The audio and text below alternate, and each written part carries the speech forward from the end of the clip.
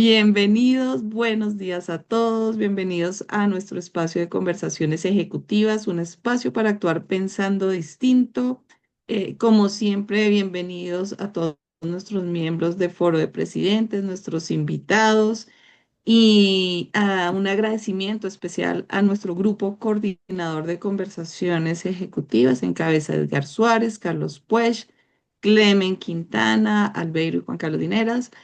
Muchas gracias por este apoyo para estos espacios y hoy vamos a estar hablando de un tema de la mayor importancia y es el mapa de poder en Colombia, riesgos y oportunidades para el sector empresarial, porque a pocas horas de haberse cerrado las elecciones legislativas y las consultas interpartidistas, vamos a tener una conversación para interpretar el nuevo mapa político y sus implicaciones económicas y regulatorias. Será una primera lectura estratégica que combine un marco previamente estructurado con los resultados oficiales para anticipar escenarios de gobernabilidad, riesgo y oportunidades para la toma de decisiones empresariales en un entorno de alta incertidumbre. Para esto tenemos a Bali Consultores, amigos de la casa que ya han estado anteriormente.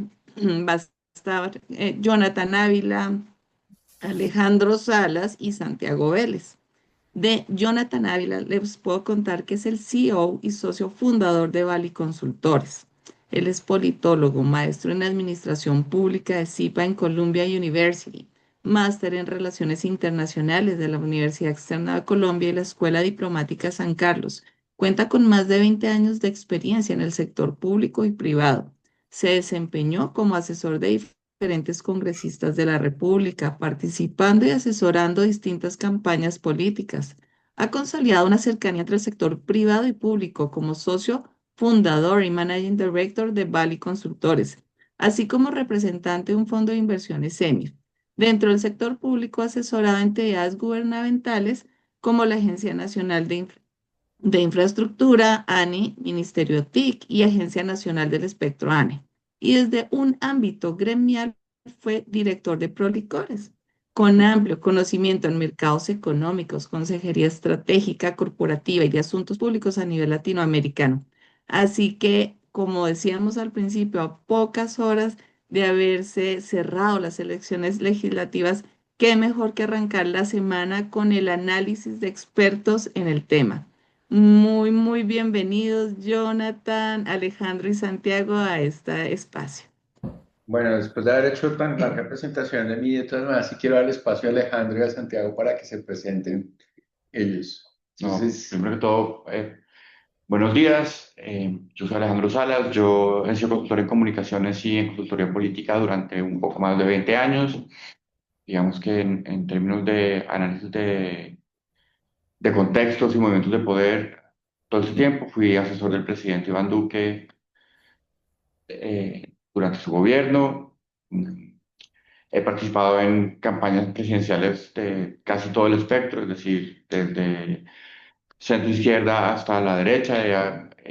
Soy consultor del Partido Conservador, del Partido Liberal, del Centro Democrático.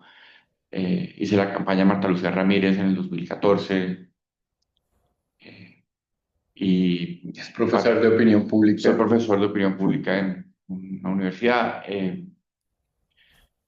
Eso es, no es mucho tampoco. Bueno, soy Santiago de la Roche, politólogo también, acá colega con Jonathan, especialista en marketing político de opinión pública, también magíster en dirección de comunicación y asuntos públicos de la Universidad Europea en Madrid.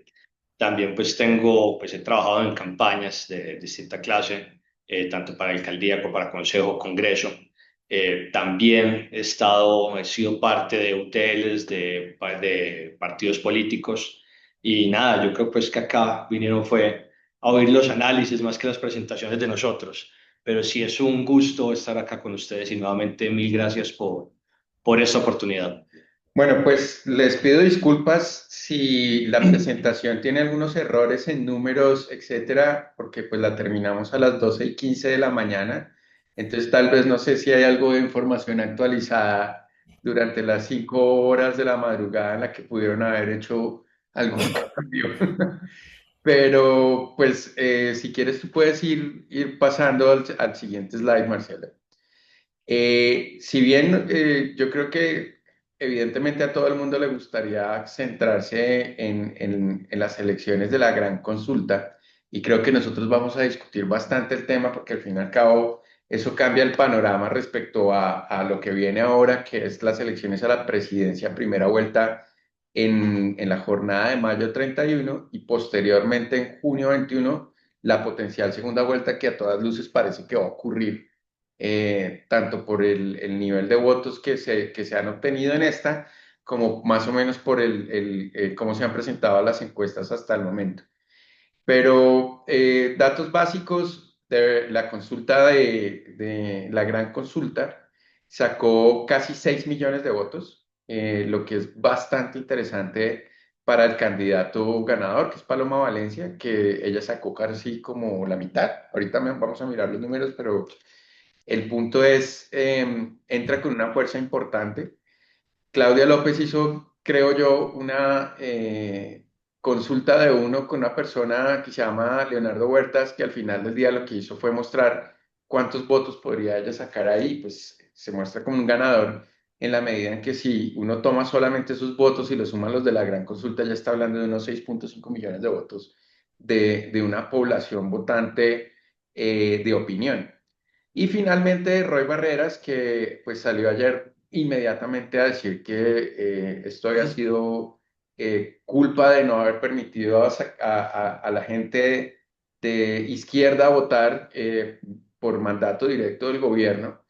Sin embargo, pues me parece interesante de todas maneras que sale con 600.000 votos y pues al final del día queda establecido como candidato a la presidencia.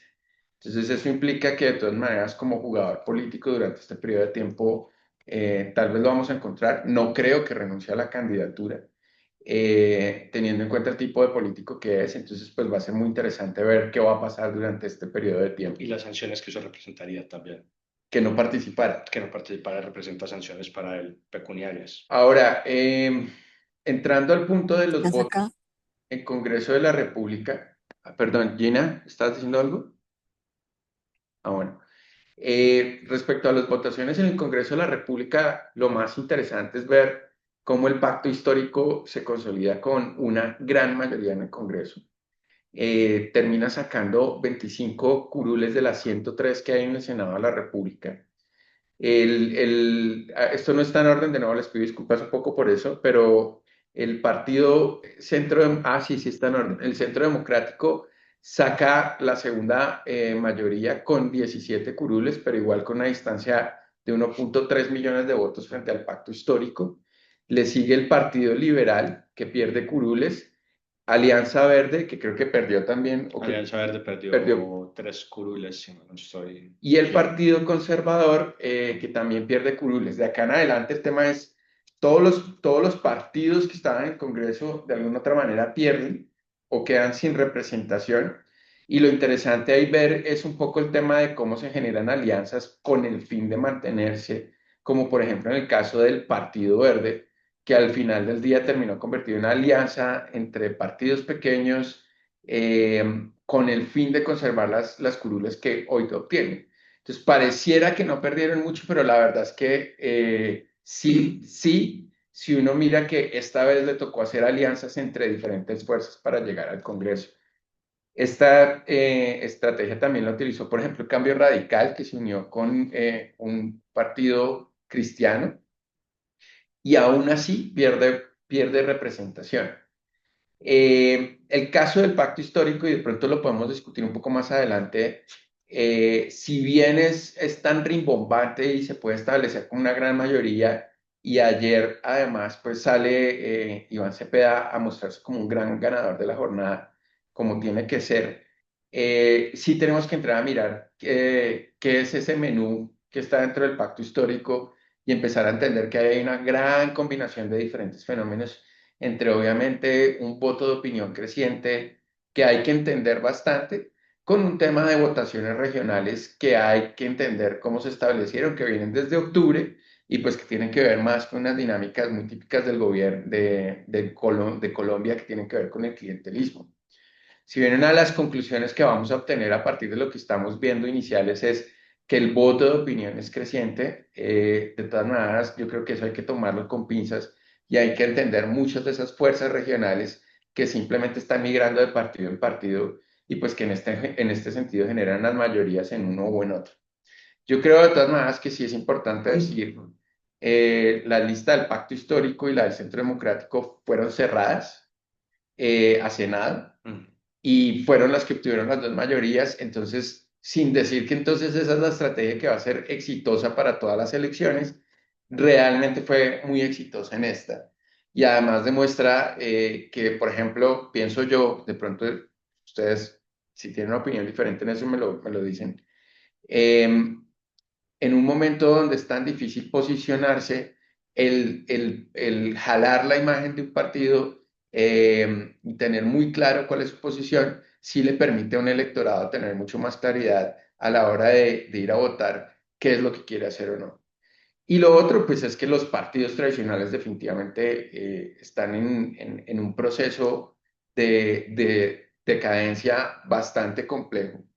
Creo que María Paz ni siquiera quedó. No quedó. Entonces, Eso es otro el tema punto interesante, es, los... el presidente del Partido Liberal de alguna manera trata de hacer un juego con su hija en esto, pero de todas maneras el Partido Liberal responde a otras dinámicas, el Partido Conservador responde a otras dinámicas, y eso me parece que es interesante verlo alrededor del día. El otro punto es que la abstención estuvo en 51%, 52%. Eh, que es muy típico de esta jornada electoral. Es decir, que la votación que también salió, pues básicamente es la esperada. Y no hubo opinión alrededor mejor dicho, no hubo tanto movimiento de invitación a votar a pesar de que hay redes, etcétera, que llamara la atención de ese electorado.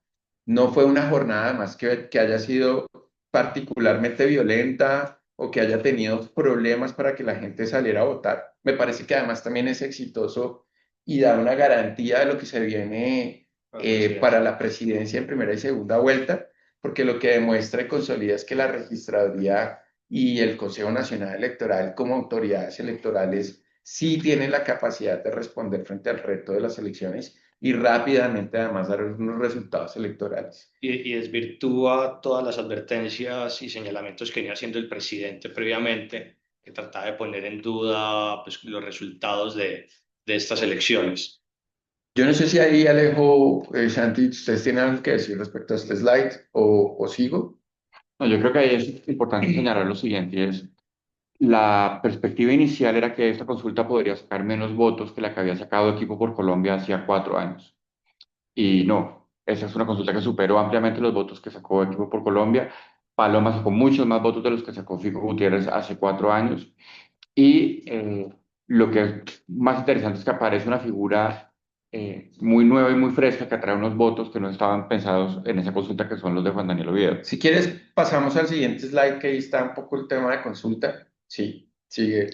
Entonces, y esto es interesante además verlo desde el siguiente punto de vista. En las elecciones presidenciales pasadas, el presidente Petro sacó unas mayorías muy importantes en Bogotá. Bogotá fundamentalmente es lo que marca la diferencia en relación con su elección. Y esa consulta que concentró, y la gran consulta por Colombia concentra más del 80% del voto por todas las consultas, pero representa más del 80% del voto también en Bogotá. Cuando uno mira cómo se comportó la gran consulta, y quisiera enfocarme solamente en ella, porque yo creo que las otras dos consultas son, digamos que derrotas para sus participantes. Eh, Uno ve que en Bogotá fue más del 80% de la gente, en Medellín fue más del 90% de las personas, en Barranquilla fue más del 75% de las personas, en Bucaramanga más del 80%, en Villavicencio más del 80% y en Cali más del 75%, lo que nos indicaría que la opinión en esas ciudades sí participó de la consulta y que ese sector del centro a la derecha ha ido ganando un espacio que antes no tenía.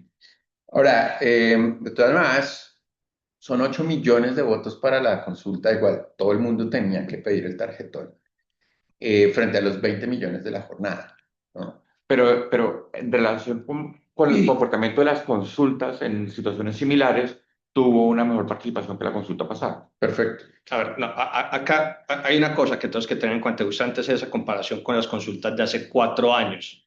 Vemos que frente al total del censo electoral, gente pues habilitada para votar, para el total de estas consultas, de estas tres que vimos, el 20% del censo electoral salió a votar, mientras que hace 4 años fue el 32% el que salió a votar. Si quieres, puedes pasar al siguiente slide. Pero veamos cuáles fueron los resultados. Y aquí hay un asunto que es bastante interesante, es ver que en las consultas pasadas, primero hay una motivación muy fuerte por parte de un grupo específico de la población, que era la participación de Gustavo Petro, que pues, era una figura en ascenso en ese momento, tanto así pues que terminó siendo el presidente de la República. Pero también de un llamado en general de distintos sectores políticos, tradicionales, no tradicionales, para participar en esas consultas de hace 4 años. En esta consulta en particular, en la que pues vimos una participación del 20% del censo electoral, vemos que ocurrió lo contrario. No estaba esa figura llamativa a la izquierda como para aumentar la participación del censo electoral, ya que Iván Cepeda no participó. Y lo otro es también el llamado tanto del gobierno como del pacto histórico, como del el Partido Conservador, el Partido Liberal, Cambio Radical, el llamado también de Abelardo de la Espriella para no participar en esta consulta. Entonces, si tenemos eso en cuenta, vemos que no es menor la participación que hubo en total por las consultas, pero además hay otro elemento muy interesante, y es que el total de la participación hace 4 años por la consulta del pacto histórico fue del 14% del censo electoral. Este año la gran consulta por Colombia también sacó el 14%. Pues digamos que la votación solamente por la gran consulta por Colombia fue del 14% del censo electoral. Ahora, par de cosas interesantes también que quiero discutir con ustedes es, uno, la gran consulta, si uno pensara que fuera un partido, sería el partido más exitoso. Sí. Y el punto es, de todas maneras, yo creo que todo esto sí muestra una gran crisis frente al tema de representación.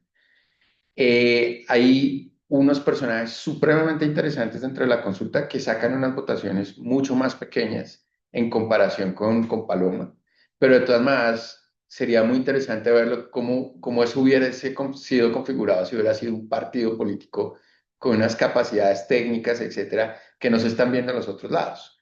Y además, lo que yo siento es, hay un divorcio enorme entre ese, por ejemplo, ese grupo educado de opinión, etcétera, que de alguna manera representa esa gran coalición, con respecto a los partidos tradicionales que no traen ese tipo de figuras y que además pues se pierden, porque a pesar de sacar unas grandes votaciones, al final del día, pues al día de hoy no tienen mucho más que hacer que participar en las campañas presidenciales y tal vez jugar a que sean llamados a ser parte de un gobierno o a participar ya posteriormente en unas elecciones locales como alcaldes o gobernadores. Pero eso desde el punto de vista de las personas que participaron en la consulta. Lo que es más interesante es qué va a pasar con los partidos ahora.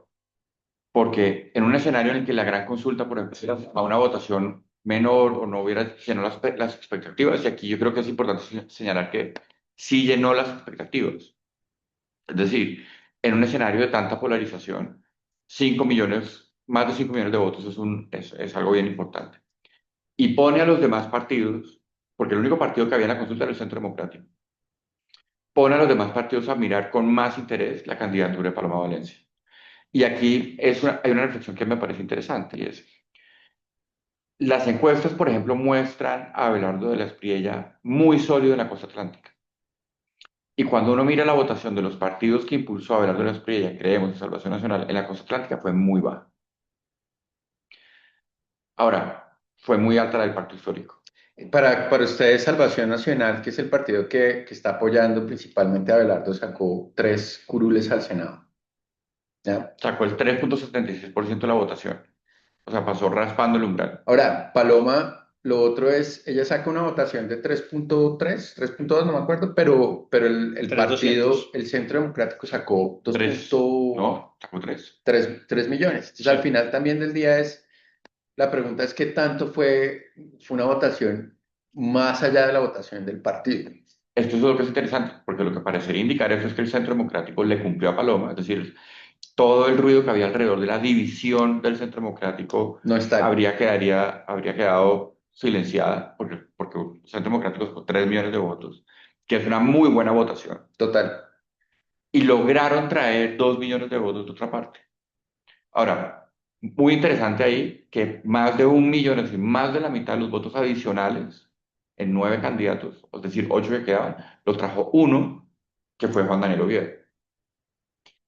Y personas con unas trayectorias y carreras políticas muy amplias, no llegaron ni cerquita, pero todos sumaron.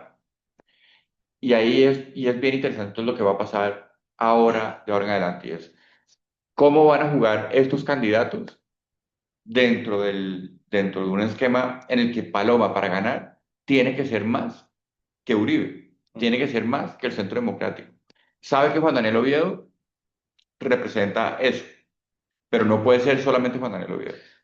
Ahora, el punto para mí es ese, que la gran consulta tendría que comportarse entonces como un partido político, porque el punto es, de alguna u otra manera, para que sea interesante, tiene que saltar Centro Democrático, tiene que incluir de alguna manera a Oviedo, no necesariamente como fórmula vicepresidencial, pero también tiene que traer un juego con ese grupo de candidatos menores que de todas maneras sí trajeron una votación y que además sí le dan una fuerza técnica a esa opción de poder que se está representando en Y la Y técnicamente lo consulta. liberan técnica. del uribismo. Sí, Es Eso que es súper primero eso, importante. lo liberan del uribismo y no solamente es ese tema de la fuerza técnica que brinda, sino que algo que nosotros habíamos detectado en nuestras mediciones desde octubre más o menos, o desde antes, es había una necesidad y un llamado desde el centro y la derecha a la unidad. Hay un afán por parte de una gran parte del electorado, de una unidad para derrotar a la continuidad del gobierno. Y en la medida de que este grupo siga unido, va a demostrar ahora sí de manera efectiva una opción viable de poder desde la unidad, que era algo que antes no se percibía.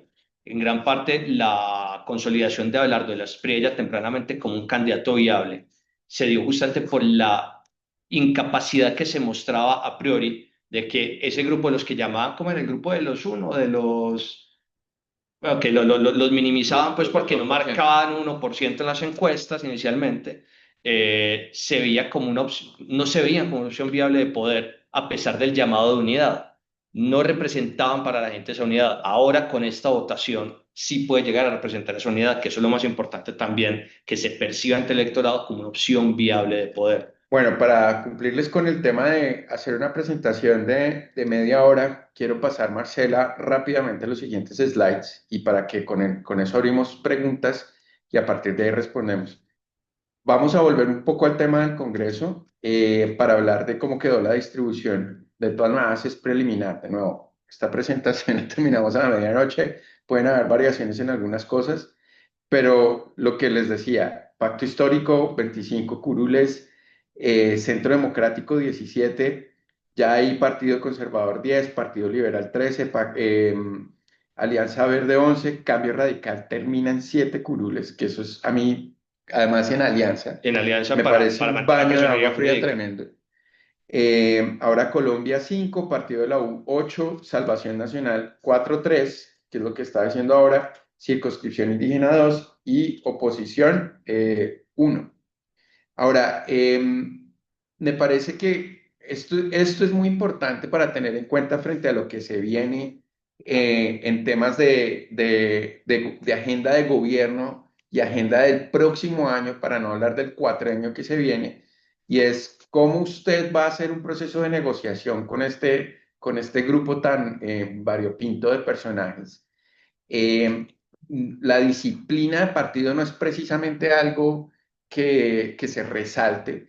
Las negociaciones generalmente de gobierno con Congreso son uno a uno y muchos de estos partidos tienen unos jaladores que los permiten estar acá, que son o de opinión por el tema de ser influencer hasta cierto punto,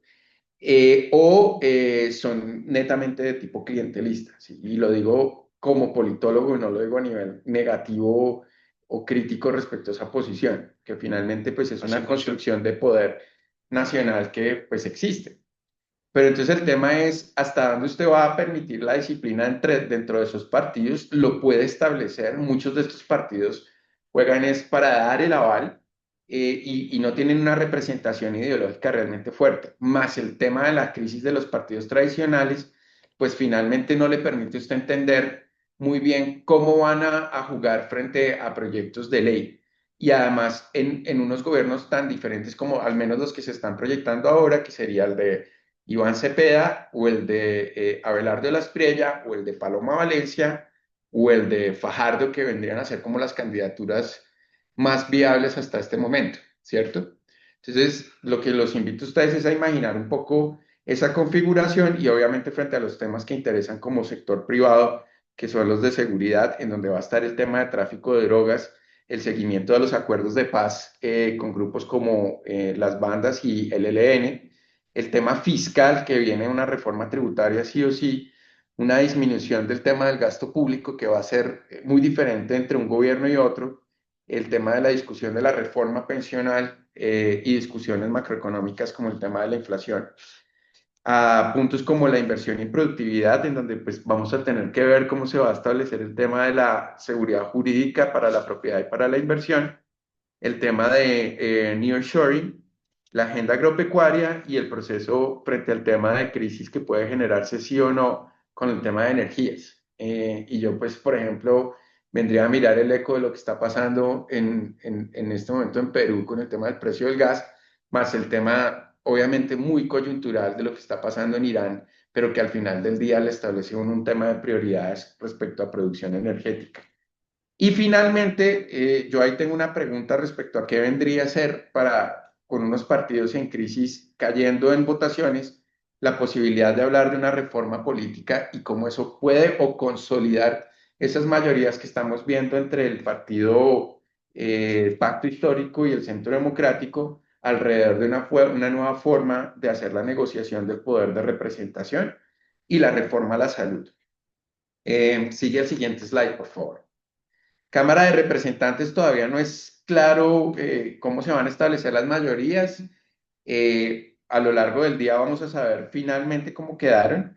De todas maneras, la misma tendencia que se ve en Senado es interesante para establecer esto y es, hay voto de opinión en Antioquia, en Bogotá, pero pues al final del día las figuras que se representan dentro de todo este juego siguen siendo el Centro Democrático, el partido del Pacto Histórico y pues los partidos tradicionales un poco con la misma distribución que vimos dentro del Senado de la República.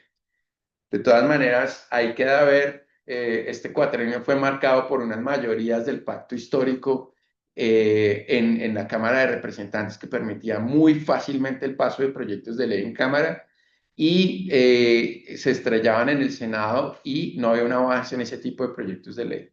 Pero con las mayorías que van a haber en Senado, a mí me parece muy importante entender si finalmente una discusión como la de la Asamblea Constituyente va a avanzar o no, depende también de qué presidente quede, y yo creo que eso lo vamos a ver como parte de las discusiones en propuestas, no ya, pero un poco como cercano o a la primera vuelta o dentro de la segunda vuelta, para consolidar mayorías alrededor de las candidaturas que sean viables. Pero, perdón, ahí hay una Sigue el cosa otro slide. hay una cosa que yo creo que vale la pena analizar y es que el pacto histórico que hoy uno dice ganó, subió 5 curules, es la fusión de varios partidos que ya estaban alineados en la legislatura pasada. Eh, esa solidez estaba alrededor de los 27 senadores, ahorita tienen 25.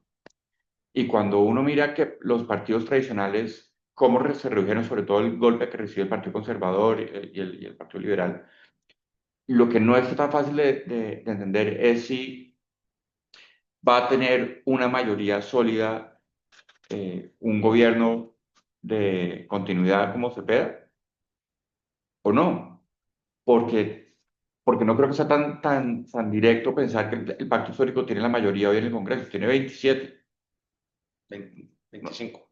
tiene 25, no tiene 50. Pues subió 5 curules. Pero como partido, lo que quiero decir es que en esa legislatura estaba el pacto histórico, estaba el Polo Democrático, Es decir, había unas fuerzas adicionales que tenían una representación. Ahora, va a ser muy diferente. Este cuatrenio que termina eran fuerzas que estaban empezando a entender cómo era el juego y el manejo del Congreso de la República. Ujú. Ahora, este es el segundo juego donde ya tienen claridad de cómo es el Congreso de la República y ya saben qué mayorías tienen que establecer. Acá hay un tema muy importante que se viene y es el tema de la negociación de cómo quedan en comisiones. Esa negociación se va a dar ya después de segunda vuelta, cuando ya haya un presidente y tenga que establecer una agenda legislativa clara. Pero a este punto ya sabemos, por ejemplo, que el pacto histórico puede exigir no solamente la presidencia del Senado en el primer año, sino que también va a exigir la presidencia en varias comisiones que van a ser claves para ellos. Y en ese sentido, de una viene una estrategia de establecer una presidencia en la Comisión Séptima para el paso de la reforma de la salud y la pensional y la laboral.